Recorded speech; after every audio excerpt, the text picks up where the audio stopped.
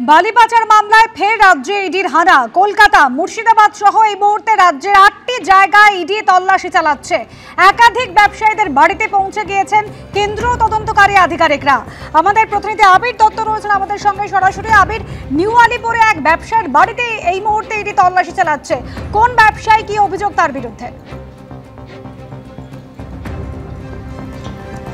দেখো, এই মুহূর্তে আমরা দাঁড়িয়ে রয়েছি নিউ আলিপুরে এবং আজকে ভোরবেলা থেকে ইডির বেশ কয়েকটি টিম জেলা এবং কলকাতার বিভিন্ন জায়গায় তারা যায়। বেশ কিছু জায়গাতে গিয়ে তারা বিভিন্ন ঠিকানার খোঁজ করে এবং বর্তমানে যে ছবিটা আমরা দেখতে পাচ্ছি যে এখানে একটি শ্যাম সদন নামে একটি বিল্ডিং রয়েছে। সেই বিল্ডিংয়ে ইতিমধ্যে সেন্ট্রাল ফোর্সকে নিয়ে এনফোর্সমেন্ট ডিরেক্টরেটের টিম তারা এসে পৌঁছেছেন। যেটা ইডি সূত্রে জানা যাচ্ছে যে বালি পাচার মামলার তদন্তেই তাদের কিন্তু এই হানা দেওয়া। কিন্তু নির্দিষ্টভাবে কি কারণে এখানে একজন ব্যক্তি যিনি একজন ব্যবসায়ী, তিনি একটি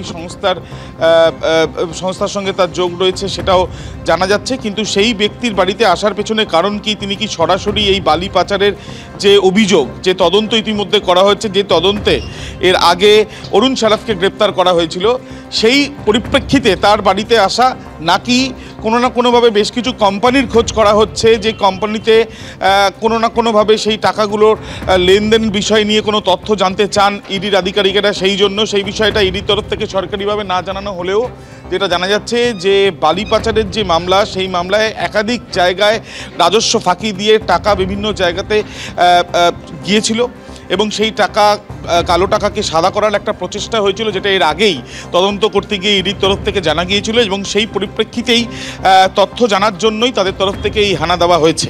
আমরা জানি যে ঝাড়গ্রামে গোপীবল্লভপুর সহ কলকাতার যেখানে আমরা দাঁড়িয়ে রয়েছি নিউ আলিপুরে, সেখানে কিছুক্ষণ আগেই টিম অর্থাৎ এনফোর্সমেন্ট ডিরেক্টরেটের টিম তারা আসেন এবং বাইরে শুভঙ্কর লাহা আমার ক্যামেরা পার্সন দেখাচ্ছে যে এখানকার যারা সিকিউরিটি গার্ড তারা এই গেট বন্ধ রেখেছেন এবং ঠিক এই আবাসনের ভেতরেই সেন্ট্রাল ফোর্সের জওয়ানকে আমরা দেখছি, সিআরপিএফের, এবং ভেতরে এখানে যেখানে তল্লাশি অভিযান চলছে নির্দিষ্ট একটি ফ্ল্যাটে, পুরো বিল্ডিংয়ে নয়, সেই নির্দিষ্ট একটি ফ্ল্যাটে ইডির 4 জন অফিসার তারা রয়েছেন এবং তারা এখানে তল্লাশি অভিযান চালাচ্ছেন।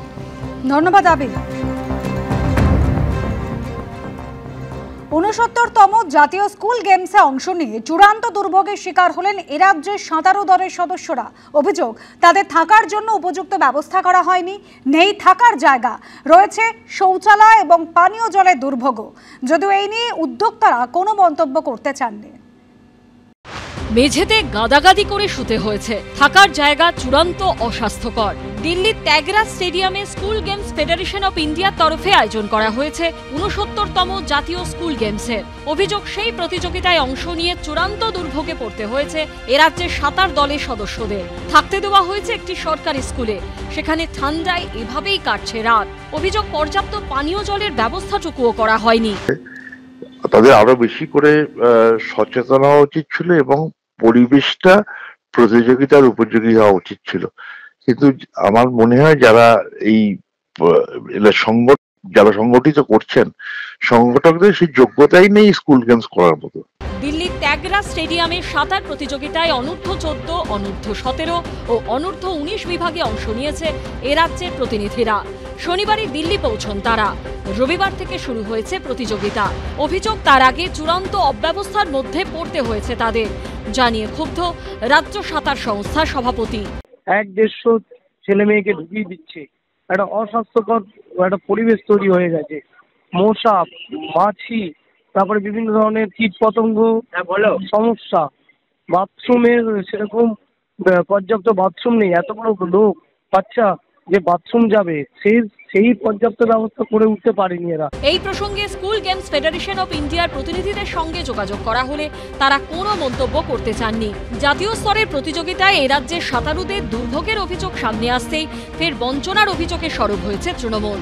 বাংলার উপরে এই যে বঞ্চনা হচ্ছে সর্বক্ষেত্রে, এটা বাংলায় বসবাসকারী সব মানুষের অনুধাবন করা উচিত। সত্যি এটা দুর্ভাগ্যের। বাংলার প্লেয়াররা যারা গেছে তাদের যদি অব্যবস্থার শিকার হতে হয়, আমি ব্যক্তিগতভাবে আমাদের শিক্ষা প্রতিমন্ত্রী আছেন সুকান্ত দা, তাকেও অনুরোধ করব বিষয়টা দেখার জন্য। 17ই ডিসেম্বর পর্যন্ত চলবে এই প্রতিযোগিতা। তার আগে পরিস্থিতি বদলায় কিনা সেই অপেক্ষায় রয়েছেন এই রাজ্যের সাঁতারুরা। কৃষ্ণেন্দু অধিকারী, সৌমিত্র রায় ও সত্যজিৎ বৈদ্যের রিপোর্ট, এবিপি আনন্দ। গত 11 মাসে দেশে গুণমান যাচাইয়ের যে পরীক্ষা সেই পরীক্ষায় ফেল করেছে প্রায় 1700টি ওষুধ এবং চিকিৎসা সরঞ্জাম। সিডিএসকোর রিপোর্টে উদ্বিগ্ন চিকিৎসক মহল। জানুয়ারি থেকে নভেম্বর মাত্র 11 মাসে দেশ জুড়ে ফেল করেছে 1669টি ওষুধ। Central drug standard control organisation বা সিডিএসকোর একের পর এক রিপোর্টে উঠে এসেছে এমনই চাঞ্চল্যকর তথ্য। সিডিএসকোর রিপোর্টে বলা হয়েছে শুধু অক্টোবর মাসে গুণমান পরীক্ষায় দেশে ফেল করেছে 113টি ওষুধ ও চিকিৎসা সরঞ্জাম, যার মধ্যে রয়েছে ব্রেস্ট ক্যান্সারের ওষুধ। নভেম্বরে ফেল করেছে 216টি ওষুধ, তার মধ্যে 208টি ওষুধ নিম্নমানের, 4টি ওষুধ নামী সংস্থার ব্র্যান্ডের জাল করে বানানো। স্বাভাবিকভাবেই চিন্তায় রোগী ও তাদের আত্মীয় পরিজন থেকে চিকিৎসকেরা।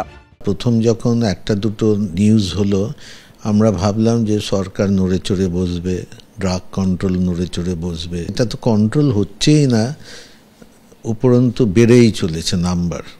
নিজেদেরও চিন্তা হয় যখন দেখি যে ওষুধগুলো কাজ করছে না। ওষুধটা ঠিক আছে কিনা এটা তো আর আমাদের চেক করার ক্ষমতা নেই। দেখছি যে ওষুধগুলো ধরা হচ্ছে, কিন্তু ওষুধগুলো কি ডিস্ট্রয় করা হচ্ছে, এগুলো কি আবার রিসার্কুলেট হচ্ছে বাজারে? আমাদের দেশে সবই সম্ভব। সিডিএসকোর পরিসংখ্যান বলছে চলতি বছরের জানুয়ারি মাসে দেশে গুণগত মানের পরীক্ষায় ফেল করেছে 135টি ওষুধ। ফেব্রুয়ারিতে 145টি উত্তীর্ণ হতে পারেনি। মার্চে ফেল করেছে 104টি। এপ্রিলে 132টি ওষুধ। মে মাসের পরীক্ষায় পাশ করতে পারেনি 198টি ওষুধ। জুন মাসে সেই সংখ্যা ছিল 188। জুলাইয়ে ফেল করা ওষুধের সংখ্যা 190, অগাস্টে 151, সেপ্টেম্বরে 97, অক্টোবরে 113 এবং নভেম্বরে 216।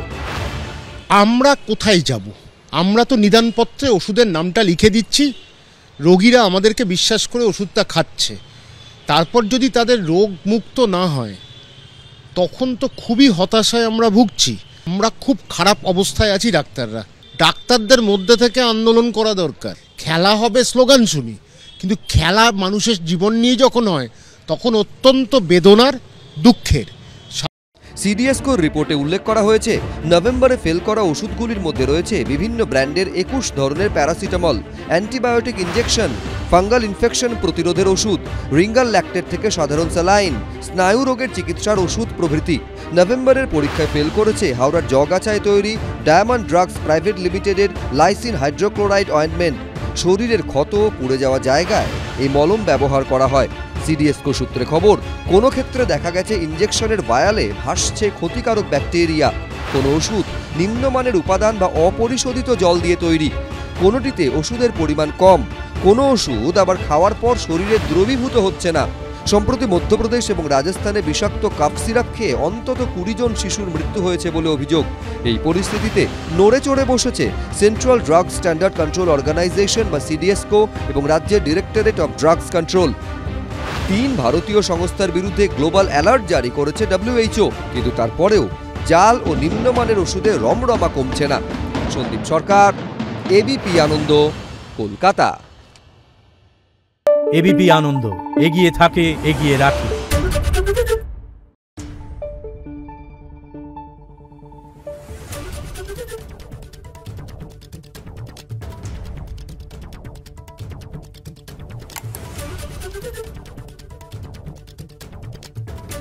Thank you.